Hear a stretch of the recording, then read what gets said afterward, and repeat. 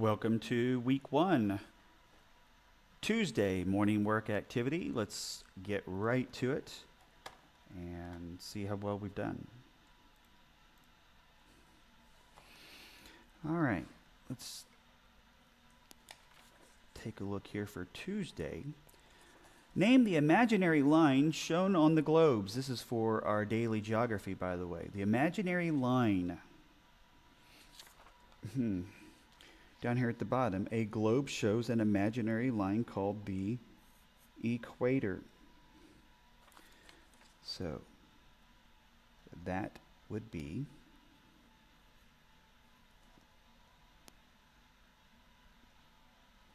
the equator.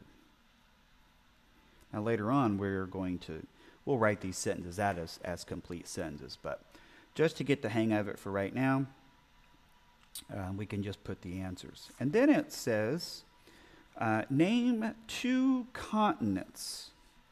Well, there are more than two continents, okay? We have North America. We have South America. We have Antarctica, which is the same right here, Antarctica. We have Australia, Africa, Asia, Europe. 1, 2, 3, 4, 5, 6, 7. There are 7 continents. As long as you write two of those 7, you will be okay. All right? So one of those 2 would go right in there. Hit pause if you need to get 2 of those written down, and then we'll move on. All right, let's take a look at our daily word math problems here. Again, with candles. Elisa is making candles. She needs 5 ounces of wax for each candle. She has 25 ounces of wax. How many candles can she make? Well, some of us may automatically see this as a division problem. We can go ahead and go 25 divided by 5, and that's going to be 5. Okay? But for some of us, we may not see that quite yet. So we can do this. We can say we've got 25, and we're going to subtract 5 ounces. That gives us 20. All right? So here is 1 candle. And then we're going to subtract another 5. Now we're down to 15. And we've got 2 candles. And we're going to subtract another 5. That's 10. And 3 candles. Subtract 5. That gives us 5. That's 4 candles. And then a final 5. That's 0. And that gives us 5 candles. So 5 candles would be the correct answer right there. Go ahead and pause if you need to make sure you're showing your work either one of the 2 ways, or there's lots of different ways you could look at it too. And let's move on to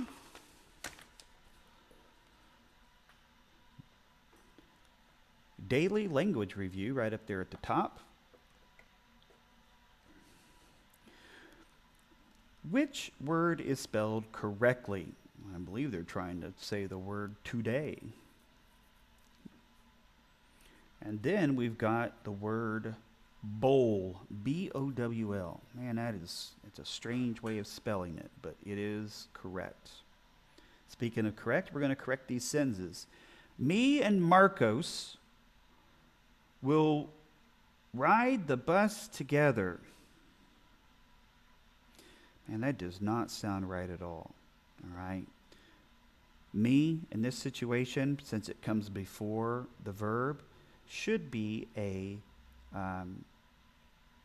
what we call a subject pronoun. And really, we would like to have I come after everybody else. All right? So, we are going to say,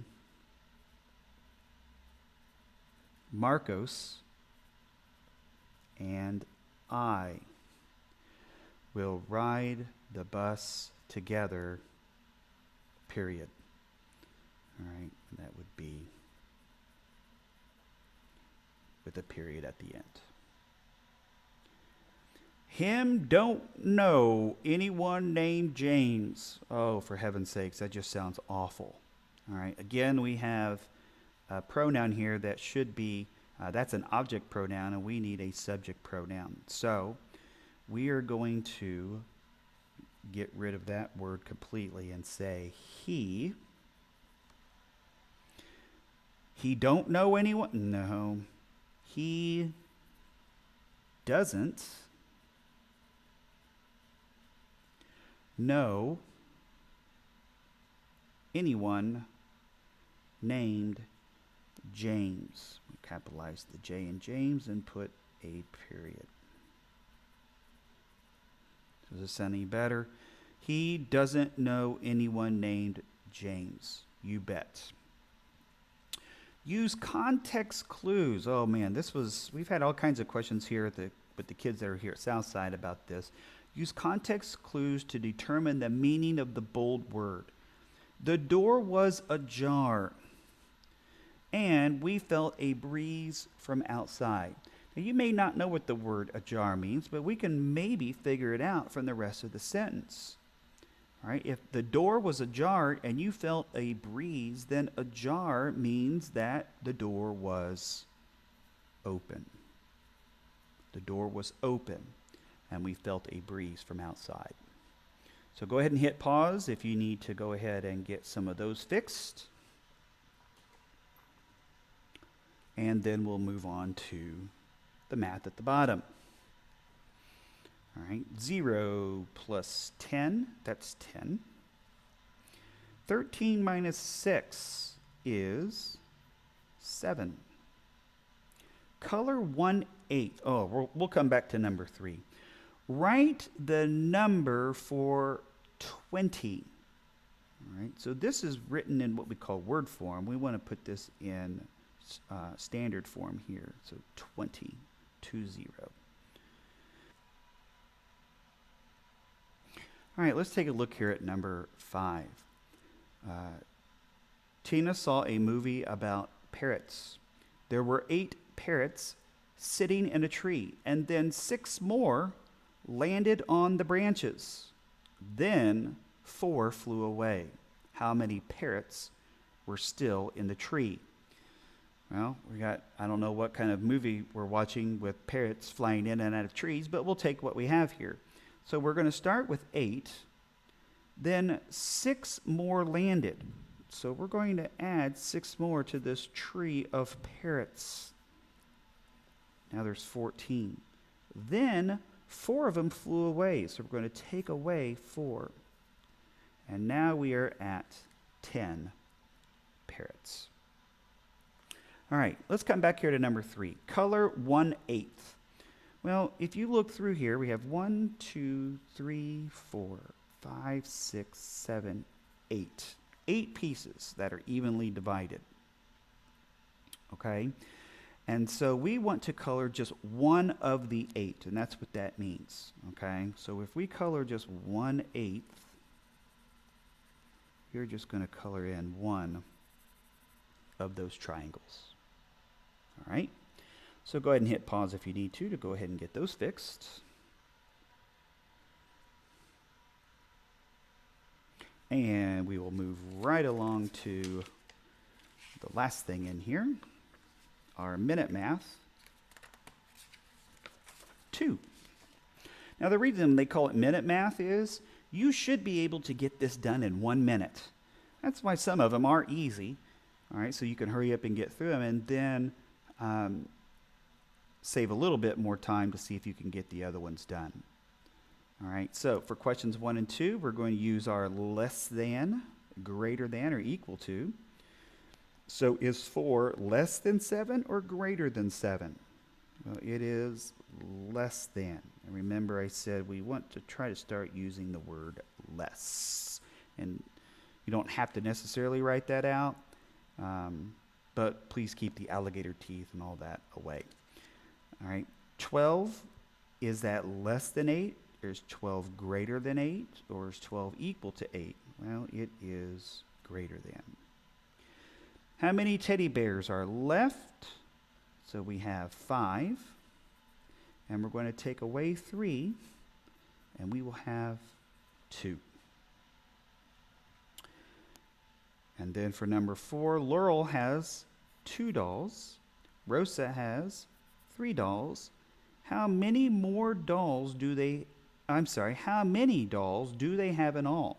Okay, in all. That's going to tell us we need to add 2 plus 3, and that is going to be 5.